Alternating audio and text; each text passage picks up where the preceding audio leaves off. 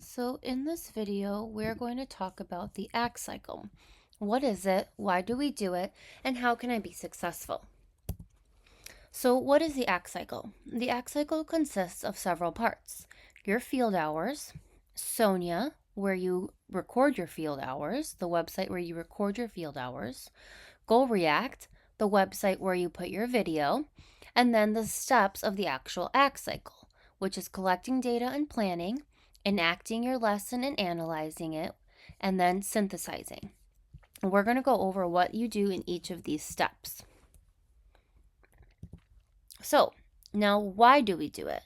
So, the ACT cycle is a strategic framework that ensures intentional time for you to collaborate and to collaboratively plan with your mentor teacher.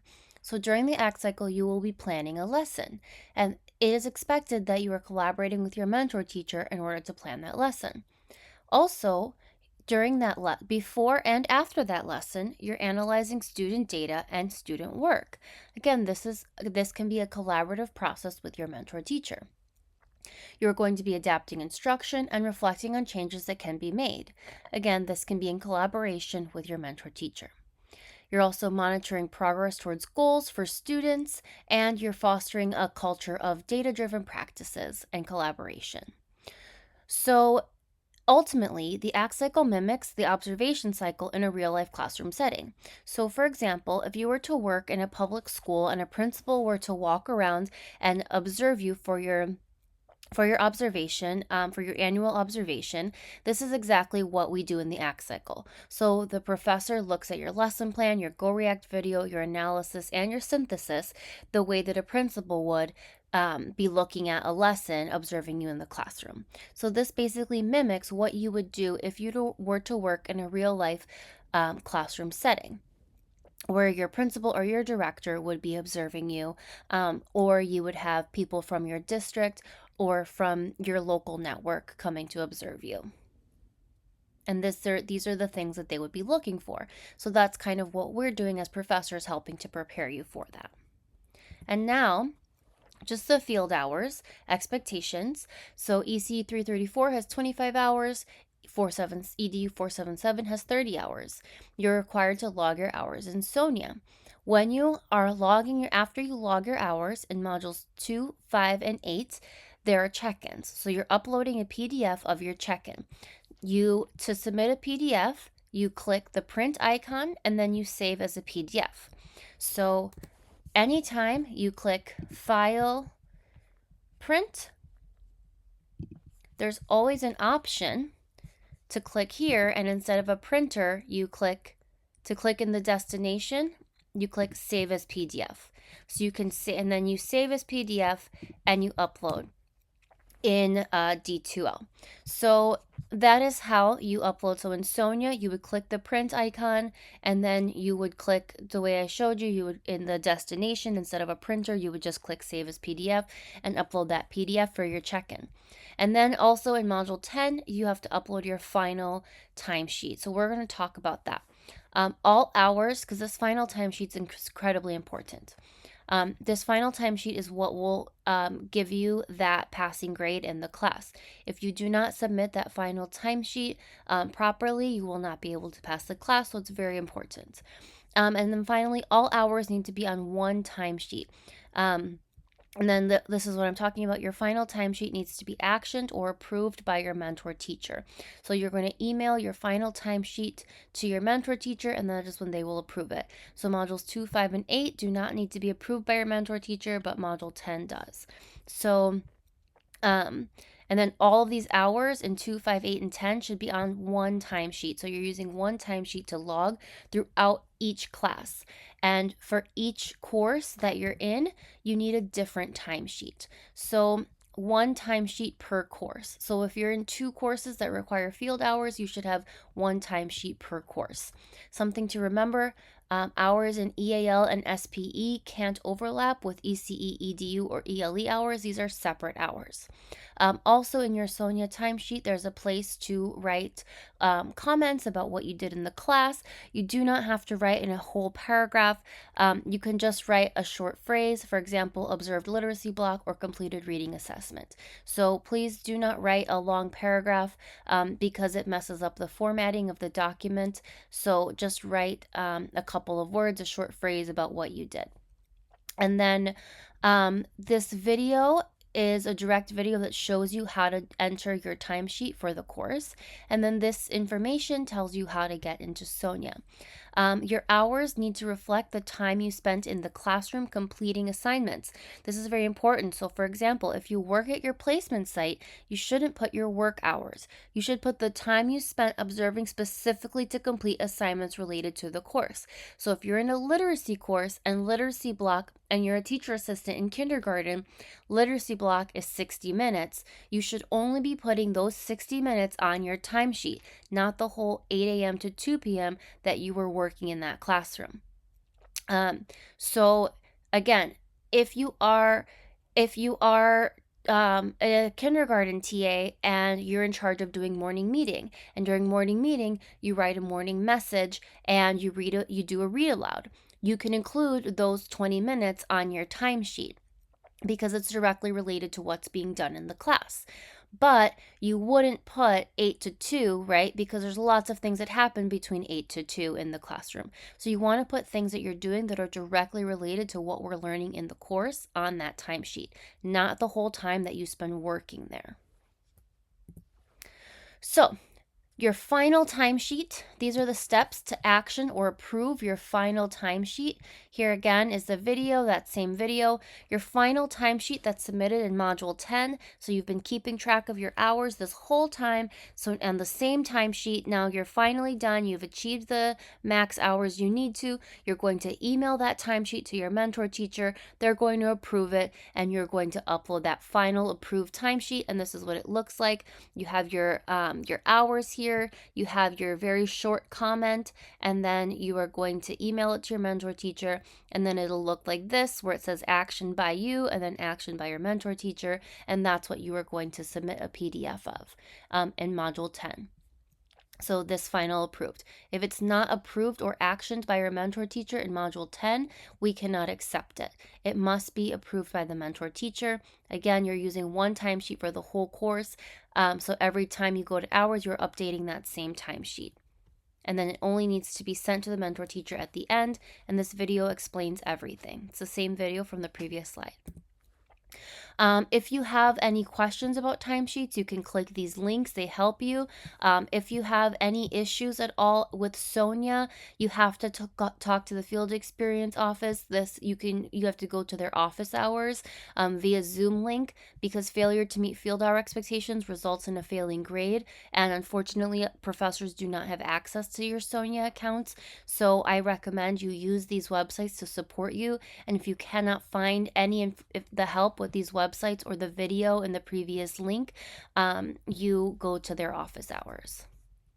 Sorry, if the video's link in the previous slide, this video link here, which is the same video here. If none of those videos and these two websites don't help you, you can go to their office hours for support, because again, you do need that Sonia timesheet in order to pass the methods courses, and instructors do not have access to Sonia. So if you really need support and you're unable to find it via website or video, you can attend their office hours. GoReact. So once per class, you're uploading your GoReact video to the GoReact platform. Your video has to be in your mentor teacher's classroom, and it should be teaching the lesson plan that you created for the ACT cycle. If it's your first time signing up for GoReact, make sure you're using your NLU email. Your instructor will provide the link for GoReact in your course announcements and in the assignment. And then talk to your mentor teacher to see if they already have video permission slips or recording permission slips on file. If not, here's the link for the NLU form in both English and Spanish. And then now let's go into what do you need to know to be successful for the ACT cycle. How do we complete it in an exemplary or distinguished way?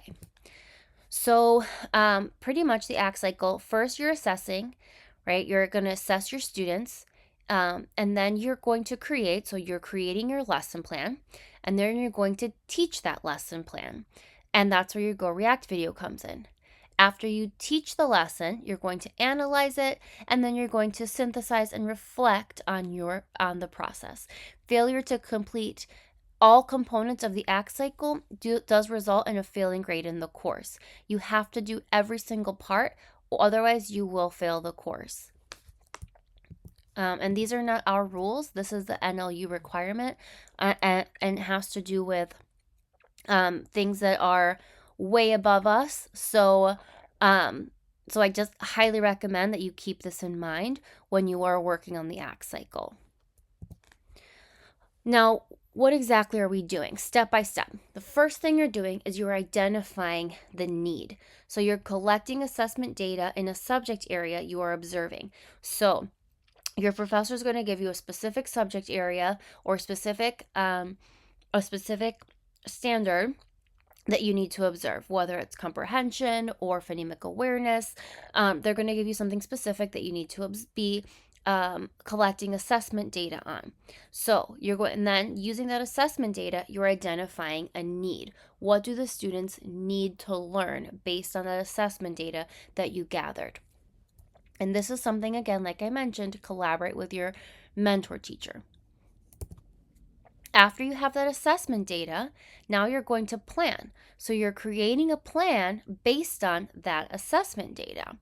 So if you notice through your assessment data that students need support with rhyming words, then you're going to create a lesson plan for rhyming words. If you notice through your assessment data that students need support with using text features in a nonfiction book, then you are going to make a plan about using text features in a nonfiction book. So your plan is directly related to your assessment data that you identified, the need. After that, you're going to take that plan and you're going to teach it. And so you are going to teach it to the students in your mentor teacher's classroom. Again, all of this is being done in your mentor teacher's classroom. So you're going to take that plan, you're going to teach it, record your lesson, record that lesson that you're teaching, and upload that video to Go React. Then you're going to analyze your video using the correct document in D2L, and then you're going to upload that to D2L. So in this part, you're doing two things. You're recording your video, and then you're analyzing your video. You're recording your video, putting it in Go React, and then you're analyzing your video and putting it into D2L. So you are identifying a need, right? Students need help with rhyming words, or students need help with identifying nonfiction text features. Then you are creating a plan based on exactly what they need. So if they need help with identifying nonfiction text features, now I'm going to make a plan about identifying nonfiction text features. I'm going to enact that plan. I'm going to teach the students how do you use nonfiction text features, record a video of me teaching them in my mentor teacher's classroom. Then I'm going to analyze that video. I'm going to watch it, use the document in D2L to analyze it, upload that document into D2L, upload my video teaching the lesson into Go React. Finally, now I'm adapting instruction. So here, while I'm teaching this lesson about text features, for example, I'm collecting more assessment data, right? At the end of every lesson, we need to have an assessment of our objective. So now I taught this lesson about nonfiction text features. I'm collecting new data, seeing, okay, now where are the students, all right? This is where they were before. Now I taught the lesson. Let's see where they are now. And I see, okay, this is what they still need to learn. So now I'm going to adapt and synthesize. So I'm going to analyze my assessment data that I collected while I was teaching that lesson, after I taught that lesson, right? Because every lesson should have an assessment. So keep your assessment data, whether it's a checklist, an exit ticket, and keep that assessment data handy. And then reflect on the I'm also going to reflect on the feedback that I got from my video. You're going to think of a goal and an area of strength and improvement. You can also use feedback from your mentor teacher, from your professor. Usually your professor will give you comments about your video, in D2L. Sometimes there's opportunities to get feedback from peers. GoReact also has an AI agent that gives feedback on your videos as well. So you're going to take all of that feedback that you got and you're going to reflect on it and decide, okay, what's an area of strength? What did I do well on? And what's an area of improvement? What can I do better on? And then you're also going to analyze the assessment data you collected and say, okay, this is what my students were able to do, and this is now where I would go next with them with the lesson. So maybe I noticed from my assessment data, now I taught the lesson about nonfiction text features. Two of the students completely understood nonfiction text features, so now maybe my next step for them would be having them write their own nonfiction short story. And then for another two, I noticed they still really struggle with the idea of captions. So I need to work with them more on identifying captions. So, and then how would I do that? So thinking about, how did this lesson support the students, and how can I continue to support the students in their areas of strength and their areas of improvement as well. Um, so, because we all have areas of strength and improvement, our students do, but so do we as teachers. Finally, tips for success. The first tip, as I mentioned before, talk to your mentor teacher. Talk to your mentor teacher about every assignment that's due in the class.